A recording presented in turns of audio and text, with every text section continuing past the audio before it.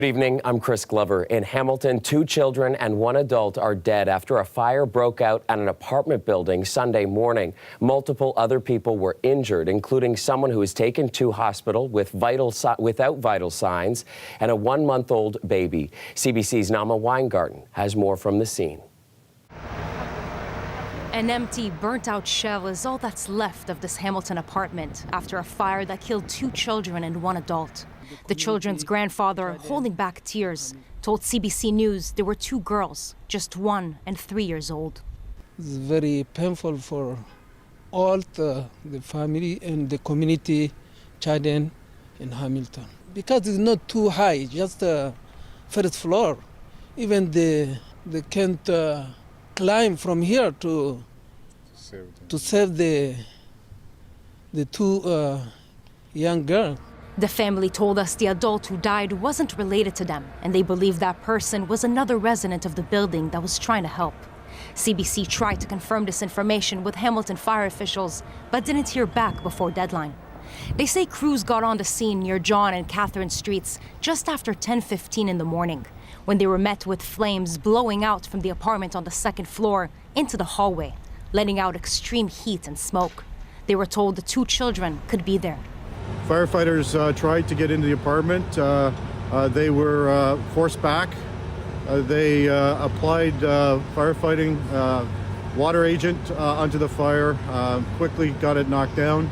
Were able to get into the apartment. The fire chief said at the same time they were rescuing people out of the building. Paramedics say 13 people were sent to hospital. 1 was without vital signs, and 4 more were in serious condition. Among those injured, a 1-month-old baby. But none were life-threatening. It was weird when I started seeing smoke from the side of the building. Then I started coming down the stairs, and I started breathing in smoke, so I had to go to the hospital. Evacuees were placed on a bus by the Red Cross, which said it's providing emergency accommodations as well as other things they'll need, like food and clothes. A resident who lives on the 18th floor has been in his apartment all day.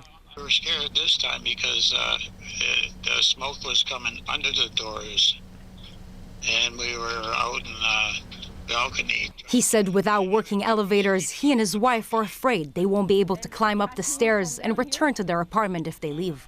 And everybody was screaming out in the balcony and told us, get out of the apartment, get out of the apartment. Well, it's too late. We couldn't get out of the apartment. At this point, there is no clear timeline for when people will be able to go back to that damaged part of the building. Fire officials tell us they still need to determine the extent of the damage, while also trying to figure out what caused this fatal blaze. Nama Weingarten, CBC News, Hamilton. In Toronto, homicide detectives are continuing to investigate after a man was found with life-threatening injuries just after midnight Sunday morning. The man in his 20s was found in a park in the Annex and later died. Police won't say how the man suffered his injuries, but officers are looking for 3 suspects that they say could be involved. JP Gallardo has the latest. A trail of blood splattered on this sidewalk on Madison Avenue is the scene where police found a man in his 20s suffering from life-threatening injuries early Sunday morning. At approximately 12:36 a.m., the Toronto Police received a call for a wounding at the location behind me, in the area of the Paul Martel Park and the Madison Avenue and Bloor Street West area. Upon arrival, police located an individual in his 20s suffering from injuries. Police provided first aid and the male was rushed to hospital. Unfortunately, he succumbed to his injuries. We understand an incident like this causes great concern in the community, and that's why we're here to help find out what happened. Investigators are searching for 3 suspects they believe to be involved in the man's death, but police wouldn't say how the victim was injured, only describing the incident that led to his death as a wounding. Well, I don't want to get into that right now. I really don't, because I want whoever's out there watching to tell us what happened. We're appealing to the public for assistance. If you were in the area at the time of the investigation or have any information that might help us, please reach out to us. This man lives right across the street from where it happened. He spotted the commotion caused by the police presence that night from his apartment. Yeah, I was in my dorm on the second floor, and I noticed that I think there were about 5 or 6 police cars that just showed up at one time, and I rushed to see what was going on, and it looked like there was someone on a stretcher in this park here. The crime scene is just 2 minutes away from U of T's King's College campus and is home to many fraternity houses along Madison Avenue. Police wouldn't confirm if the people involved were students at the nearby university, but had this message for the suspects. I want them to know, if they're watching, somebody died. And whatever happened between this party and our victim resulted in his death. That's somebody's kid. Police are in the process of notifying the victim's next of kin and are advising the suspects to get a lawyer and turn themselves in. JP Gallardo, CBC News, Toronto. To provincial politics now, and the parties continue to nominate candidates this weekend as they prepare for the early election. Premier Doug Ford says he'll call it on Wednesday, more than a year ahead of schedule, as his party is high in the polls and at a time when Ford has been a prominent voice in the fight over tariffs expected by Donald Trump. He says that's the main issue his PC party will be fighting the election on. They're certainly winning the air war to a certain extent, and they are definitely more, I think, better prepared, better funded for this. They have the benefit of selecting the timing, which is a benefit of most governing parties, candidly, is you do have that. So I think certainly they are in the catbird seat, as you would say. In this election campaign, it's theirs to lose at this point. Now, for the NDP, a main focus will be affordability issues. Leader Mart Stiles says the past 7 years under the PCs have been hard for people, while the Liberals say a top issue will be the family doctor shortage. Yesterday, the party announced its campaign co-chairs, and one of them is a family doctor. Premier Ford said he will meet with the Lieutenant Governor on Tuesday, triggering an election campaign officially starting on Wednesday. Ontarians would then head to the polls on February 27th.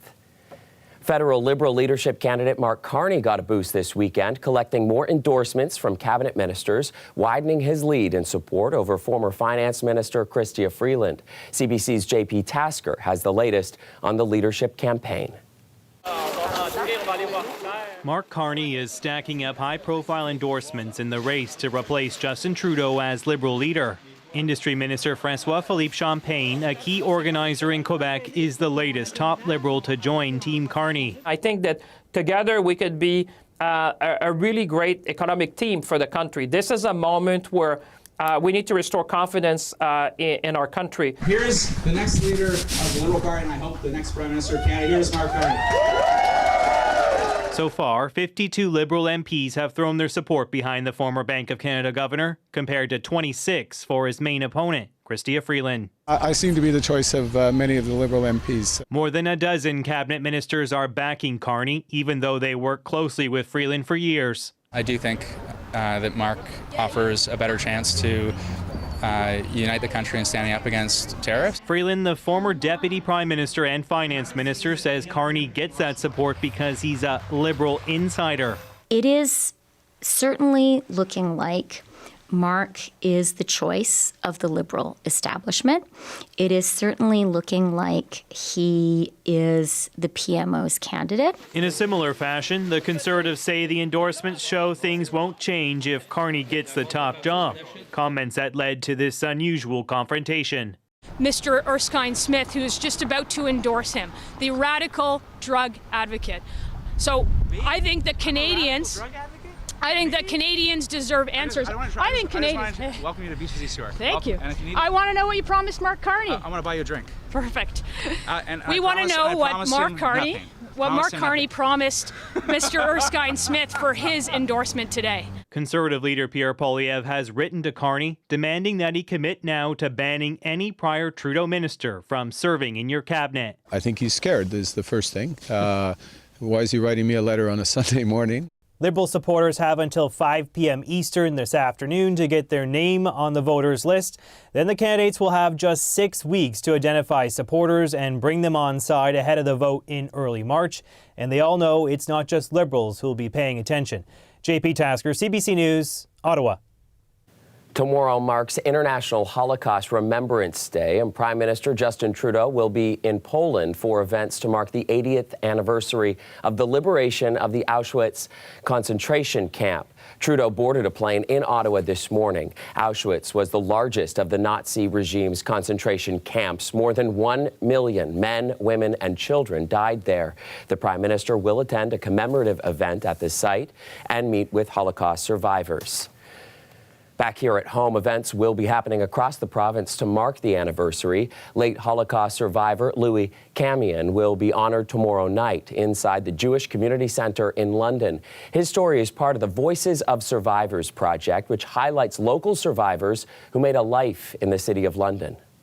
He was a really nice guy. He would give you the shirt off his back. Now, he was in the shoe business, so he would give you a pair of shoes if you didn't have a pair. That's the kind of guy. He loved cars. He loved his family, that's for sure. He had good friends. Meanwhile, in Toronto, the Royal Ontario Museum held a free admission event for one of their latest exhibits this weekend. It's called Auschwitz Not Long Ago, Not Far Away. It happened ahead of tomorrow's International Holocaust Remembrance Day. Also brings together more than 500 original objects from the concentration camp that really allow people to see and experience and understand much better than ever before what went on in the 1940s at Auschwitz. The exhibit has been open since January 10th. It's the only Canadian stop on their international tour, and the ROM says it includes survivor testimonials, historical documentation, and first-hand accounts. This weekend's complimentary access was done to mark the 80th anniversary of the liberation of the concentration camp, and the exhibit runs until September 1st.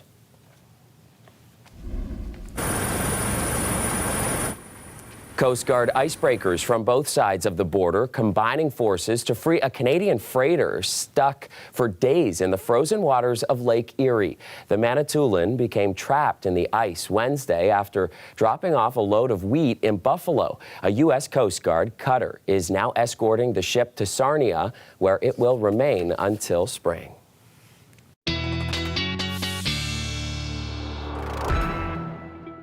And looking at Ottawa this evening, mostly cloudy and feeling like -9 after yet another chilling night. We're in for a bit of a warm-up. Let's turn now to Anwar Knight with what's likely to be an active start to the week when it comes to weather. Hey, Anwar? Yes, it's going to be a very active start to the last few days of the month, already seeing some squalls, but this is all courtesy of a very intense low-pressure system, a storm system that moves in, especially along that cold front. That's going to deliver three things here across the region. One, extremely strong winds. Two, bursts of heavy snow. And then, of course, another push of some very cold air. So we already have a number of watches, warnings, advisories, special weather statements in play across much of southern Ontario, including for Toronto. Wind warnings through Tobermory, Niagara, as well into the Belleville area. But look at this. Blizzard warnings, first of the season for us here in Ontario. That's going to impact certainly Highway 400. So big story. It starts up tomorrow and it ramps right through until Monday night. Now your overnight -6 in Toronto, -9 in London, -10 in Windsor. And then as you start the day on Monday, it's going to be a cold wait for that bus. -15. So generally speaking, we're seeing wind chills into the -teens across the board, despite the fact that we will see our actual temperature actually above seasonal, but it's that wind. And also with that wind, we could see the risk of ice shoves. I'll explain all of that coming up with your 7-day forecast in minutes. Back to you. All right, Anwar, thank you. Hundreds of local basketball coaches got a chance to sit in on a Raptors practice session today and see how it's done at the professional level. For me, it's a blessing because you don't see this in every day. When I sat down, I was focused, just trying to get everything in, trying to think about all the scenarios you can use from what you learn from here. You can use it outside. The coaches also got a pep talk from Raptors coach Darko Rakovic. He broke down the drills and techniques he uses with his players, and the annual open house training session aims to pass along these routines, which coaches can use to better help the young local talent develop and enhance their skills. We're going to take a quick break, but we'll be right back.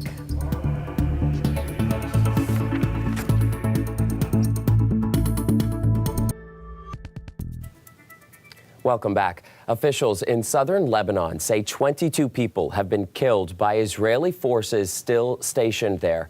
Thousands were attempting to return to their homes against orders from the Israeli army. The CBC's Jennifer Yoon has that story.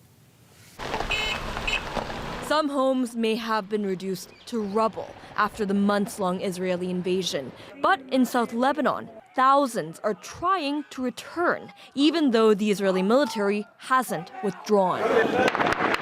Lebanon says Israel opened fire in several locations in the south, killing 22 and wounding another 124. Most were trying to go home, say Lebanese authorities, against warnings from the Israeli military that it's not safe to do so yet. Do not tell us it's forbidden to enter our villages, says this Lebanese man. Even if they don't withdraw, we will return, says another. Both Israel and Hezbollah were supposed to withdraw from South Lebanon during the 2-month ceasefire. That deal ended Sunday, but Israel's military has remained. The White House now says the ceasefire has been extended to the middle of February. Israel says Lebanon hasn't kept up its end of the deal. No Hezbollah fighters south of the Litani River, a stronghold for the Lebanese paramilitary group and political party for decades. Hezbollah has also become politically stronger. Hezbollah has managed to infiltrate the Lebanese army in ways that it hadn't been able before. So it was very unlikely that the Lebanese army would be able to supplant the Hezbollah presence in the south. The militant group is battered after Israel wiped out most of its leadership. But those who tried to enter occupied towns are still waving Hezbollah flags. Hezbollah says it's up to the Lebanese state to enforce the deal, but Israel says the group is heating up an already volatile situation. With the ceasefire now extended, it's unclear when people will be able to return home or whether war will come back first. Jennifer Yoon, CBC News, Toronto. Now I want to update you on the situation in Gaza. And Israel says its blockade inside Gaza will end tomorrow. Today, the blockade remained unmoved, as did tens of thousands of people waiting to cross it. Chris Brown reports. A sea of people desperate to resume their lives amid Gaza's destruction tried to return to their neighborhoods in the north, only to be blocked because of disagreements between Israel and Hamas over the terms of the tenuous ceasefire. But as they waited, comments Donald Trump made on Air Force One about their future in Gaza ricocheted across the Middle East. I mean, you're talking about probably 1.5 million people, and we just clean out that whole thing. By clean out, Trump said Jordan and Egypt should permanently or temporarily build housing for Palestinians and they can live there instead. An incendiary suggestion, as hundreds of thousands of Palestinians were uprooted from their homes when Israel was created in 1948 and during subsequent wars. This is our country and our land and the land of our ancestors. We want to live and die on it, said Saya al-Sakwali. A Hamas official in Egypt also said Palestinian people will never leave the Gaza Strip. And Jordan's foreign minister gave a firm no. Whether Trump's comments represent a shift in U.S. policy is unclear. But this Israeli analyst who worked on the Oslo peace accords says displacement is the worst possible solution. That there is no Palestinian, as far as I know, that can accept his deal, what he calls deal. Who should govern Gaza and how are the existential questions facing Palestinians and Israelis as both sides work to implement the ceasefire after a second successful hostage prisoner exchange Saturday. While Israelis celebrated, Benjamin Netanyahu's government has refused to discuss any long-term plan, and some in Tel Aviv said they fear without it, war will resume. Zif Shani is a retired Israeli Air Force engineer. That's why we don't have to just to conclude, bring back the hostages. We have to think of the date of tomorrow and the next week. Among the few groups saying they were pleased with Trump's comments about cleaning out Gaza were Israel's far-right settlers who want the Palestinian lands for themselves. Chris Brown, CBC News, Jerusalem.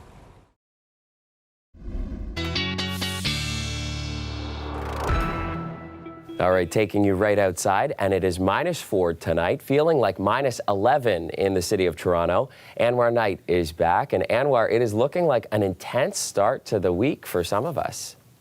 Well, what makes this story so impressive is this Hudson Bay low is very intense, very potent, far from the norm for this time of year. And all of that energy is going to come with this cascading cold front. As we mentioned, wind is going to be a big part of the story. Now, as we play this out, although Toronto not in a wind warning criteria, as the kids start heading home from school between 3 and 4 o'clock, we're looking at wind gusts in excess of 60 kilometers an hour. So that's problematic. Hey, if you got garbage day tomorrow, recycle day, that is certainly going to be a problem. But as we look at the snow, it should be dry for the greater Toronto area. And this is until late night, late Monday night into the wee hours of Tuesday morning. We'll get a burst of snow. So that's one silver lining. It's not going to impact the commute, certainly. But I want to focus in on the winds because some areas to the north, look at this, in excess of 100 kilometers an hour. Now that means certainly the potential of power outages. It's something everybody should be aware of. We continue to monitor this. Wind gusts with those wind warning areas, it'll be problematic for sure. Snow, not as big of a story for us into the Toronto area. Certainly in parts of traditional snow belt, maybe in excess of 20 centimeters. But it's that blizzard warning in Parry Sound that I think will be the bigger issue. And then as we take a look now at the wind and how it impacts what we could see as ice shoves across Lake Erie. Most of it is frozen, but in that open area of water, some of the ice breaking up, the wind is so strong, it could give a surge of ice pushing it onshore. Fascinating to watch, but also potentially dangerous, and it could be damaging in terms of destroying some property. So we'll keep on it here. We'll watch it closely. -2 is the forecast high. It's the wind chill you'll feel. You will get some sunshine. Then the 7-day trend, another system, wet snow on Wednesday, with our first weekend of February above the freezing mark on Sunday. And now you're up to date. Chris, back to you. All right, not too bad. Thank you, Anwar. And lastly, before we go, Chinese Lunar New Year is approaching, and this weekend there's been no shortage of events across the province to celebrate the Year of the Snake.